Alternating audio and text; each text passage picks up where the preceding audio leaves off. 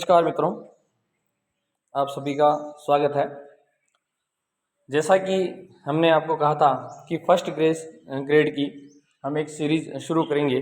उसमें पहले इतिहास और उसके बाद साथ के साथ में ही स्कूल मैनेजमेंट, जिसे हम एजुकेशन मैनेजमेंट कहते हैं, उसकी भी सीरीज़ शुरू करेंगे। तो आज ये इतिहास का पहला वीडियो है और आपको इसको ध्यान से देखना है। नोट्स मेकिंग के ऊपर है कि आपको नोट्स बनाने की ज़रूरत नहीं पड़ेगी, आप इनसे नोट्स बना सकते हैं और कोशिश करेंगे कि इससे बाहर प्रश्न आपके नहीं आए। लगभग 90% जो क्वेश्चंस आएंगे आपके फर्स्ट ग्रेड के फर्स्ट पेपर में, वो आपको इससे कवर हो जाएंगे। अब जैसा कि पहले 15 क्वेश्चंस आते थे, परंतु अभी 2022 में इसमें प्रश्नों की संख्या को बढ़ा दिया गया, क्योंकि इसमें राजस्थान का कला, इतिहास और संस्कृति को जोड़ दिया गया है। तो हम उसके हिसाब से ही अध्ययन करेंगे। लगभग 20 प्रश्न आने की संभावना है। हालांकि आरपीएससी ने ये तय नहीं किया है कि किस पार्ट में से कितने क्वेश्चंस आएंगे, जैसे हिंदी वगैरह किसी भी सब्जेक्ट में, और इसमें कितने क्वेश्चंस पुटअप हो सकते हैं, परंतु फिर भी हम लगभग 20 प्रश्नों को मानकर चलेंगे। तो आज ये अपना वीडियो है और ज़्यादा वक्त ज़ाया नहीं करते हुए, अगर आप तैयारी इसके साथ रखेंगे तो यकीन मानिए आप बहुत अच्छी स्थिति में होंगे। आपको फर्स्ट पेपर पे पूरी कमांड रखनी होगी। और एक बार फिर कह रहा हूँ कि जब तक वैकेंसी नहीं आ जाती, उसके पहले पहले आपको जो सब्जेक्ट हार्ड लगते हैं, जो आपके लिए कठिन है, उनको तैयार रखें। जैसे मैथ हो गया, आर्ट्स के बच्चों के लिए काफ़ी दिक्कत वाला विषय है, और साइंस और मैथ वालों के लिए आर्ट्स काफ़ी दिक्कत वाला विषय है। तो इन सब्जेक्ट्स को पहले ले लें कि जब तक वैकेंसी आती है ये पार्ट आपका कंप्लीट हो जाए, और जैसे इंग्लिश भी कंप्लीट हो जाए। तो ये दोनों पार्ट बड़े हैं, लगभग 15-16 क्वेश्चंस आने की पूरी संभावना रहती है दोनों में से। तो अगर आपके इनमें से 10 क्वेश्चंस भी आते हैं तो आप दौड़ में बाकी विद्यार्थियों से आगे रहेंगे। शुरू करते हैं। अब देखिए कि गुप्तकालीन कला, साहित्य और विज्ञान। गुप्त काल का साम्राज्य नहीं पूछा है, सिर्फ कला, साहित्य और विज्ञान ही पूछा है आपको आपके सिलेबस में। तो यहाँ से भारत का पेराक्लीज युग, हालांकि ये इसमें नहीं है कुछ, पर फिर भी बेसिक जानकारी हमें होनी चाहिए, इसलिए हम इसका अध्ययन जरूर करेंगे। भारत का पेराक्लीज युग, जिसे हम गुप्त काल को हम भारत का पेराक्लीज युग कहते हैं।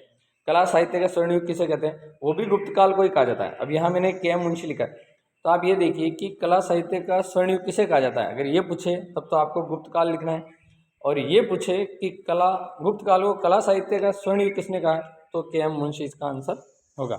उसके बाद बात करते हैं, कला साहित्य का पुनर्जागरण काल किसने कहा है, मैक्स मूलर। किसको कहा है, गुप्त काल को कला साहित्य का पुनर्जागरण काल कहा जाता है, परंतु कहा किसने है, तो मैक्स मूलर ने। गुप्त काल का संस्थापक या आदि पुरुष पूछा जाए तो श्रीगुप्त, परंतु अगर वास्तविक संस्थापक पूछा जाए तो चंद्रगुप्त है। इस चीज़ का आपको ध्यान में रखना है। अगर बात करें तो आप ये देखिए कि 100 युद्धों का विजेता वो है समुद्रगुप्त। समुद्रगुप्त को 100 युद्धों का विजेता कहा जाता है, और भारत का जो नेपोलियन कहा जाता है वह भी समुद्रगुप्त को ही कहा जाता है। परंतु ये कहा किसने, कि अब प्रश्न ये भी पूछा जा सकता है कि भारत का नेपोलियन समुद्रगुप्त को किसने कहा है, तो V.A. स्मिथ ने कहा है। आपको इस चीज़ को थोड़ा सा ध्यान में रखना है।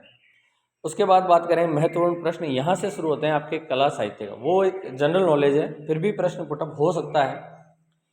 कला का प्रमुख केंद्र, जो कला के प्रमुख केंद्र थे गुप्त काल में, वो कौन कौन से हैं, तो पटना, बनारस और मथुरा।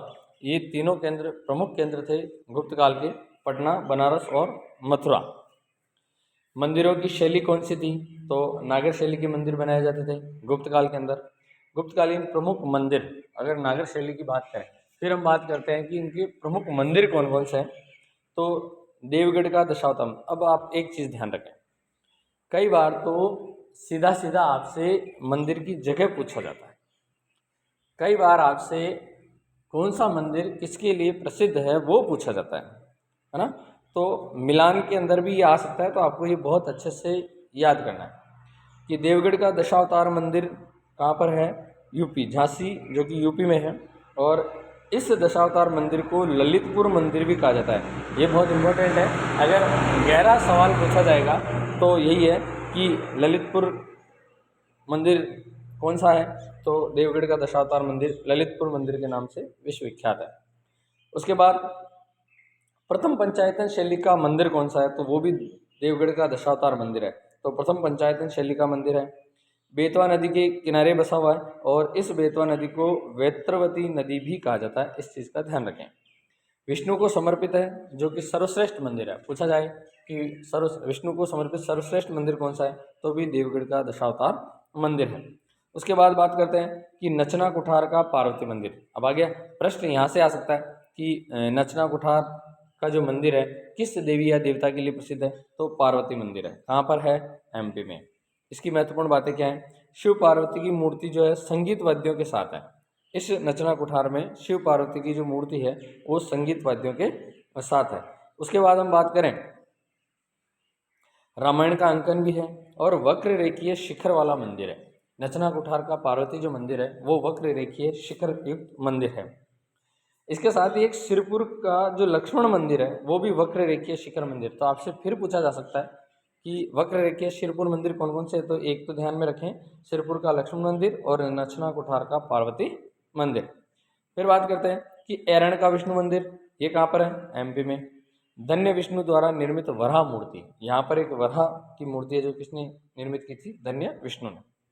अगला है उदयगिरी का विष्णु मंदिर, ये भी एमपी में। निर्माण चंद्रगुप्त द्वितीय के सेनापति वीरसेन द्वारा किया गया। पूछा जा सकता है कि उदयगिरी का विष्णु मंदिर का निर्माण, अगर डीपली पूछा जाए तो, बाकी सीधा सीधा पूछा। और कुछ मंदिर और देखिए, तिगवा का विष्णु मंदिर है जो एमपी में है। भूमरा का शिव मंदिर एमपी में। खो का शिव मंदिर एमपी में है। भीतरगांव का ईंटों का मंदिर यूपी में है। ये प्रश्न कई बार पूछा गया है, ईंटों से निर्मित मंदिर कौन सा है? तो भीतरगांव का जो मंदिर है वो ईंटों से निर्मित है, जो कि यूपी में है। दर्रा का शिव मंदिर कोटा में है और पिपरिया का विष्णु मंदिर ये कहाँ पर है? एमपी में है। अब एक चीज़ आपको ध्यान में रखनी है, आप इसको एक और अच्छे से याद कर सकते हैं कि जो विष्णु के मंदिर हैं, विष्णु को समर्पित है, उनको आप एक साइड में लिख लें और उसके अलावा जो मंदिर हैं वो 2-3 ही होंगे। अगर आप उनको याद कर लेंगे तो बाकी बच रहे हैं जो वो सब विष्णु को समर्पित मंदिर है। इस चीज़ को आपको ध्यान में रखना है। जैसे नचना कुठार का पार्वती मंदिर हो गया, सिरपुर का लक्ष्मण मंदिर हो गया छत्तीसगढ़ वाला, और एक भीतरगांव का जो ईंटों का मंदिर है, खो का शिव मंदिर हो गया, भुमरा का शिव मंदिर, इसके अलावा दर्रा का शिव मंदिर, इसके अलावा जो मंदिर बच रहे हैं वो सब विष्णु को समर्पित है। आपको इस चीज़ को थोड़ा सा ध्यान में रखना है। आगे बात करें कि ईंटों से निर्मित मंदिर कौन कौन से हैं, तो एक तो भीतरगांव का विष्णु मंदिर जो यूपी में, और सिरपुर का लक्ष्मण मंदिर जो छत्तीसगढ़ में है। ये दोनों ईंटों से निर्मित मंदिर पूछे जाते हैं कई बार। और वक्र रेखीय शिखर युक्त मंदिर की पूछे तो नचना कुठार का पार्वती मंदिर और सिरपुर का लक्ष्मण मंदिर, ये बहुत बहुत इंपॉर्टेंट है। आपको इसी प्रकार से अध्ययन करना होगा, प्रश्न कहीं छूटने नहीं चाहिए। लगभग आपकी तैयारी ये होनी चाहिए कि फर्स्ट पेपर में 40 से ऊपर सही हो, तब तो आप दौड़ में औरों से, दूसरे विद्यार्थियों से काफ़ी आगे निकल जाएंगे। और बने रहिए हमारे साथ, ताकि जो भी कोई नई जानकारी, या इसमें हम इस तरह से तैयारी करेंगे कि कोई प्रश्न आपका बाहर नहीं जाएगा। अगर आपको वीडियो अच्छा लगा है तो इसे शेयर करें, लाइक करें। जिसने अभी तक सब्सक्राइब नहीं किया वो सब्सक्राइब करें और हमारे साथ, ताकि बेल आइकन को जरूर प्रेस करें ताकि वो हमारे साथ तैयारी कर सके। मिलते हैं अगले वीडियो में। जय हिंद, जय भारत।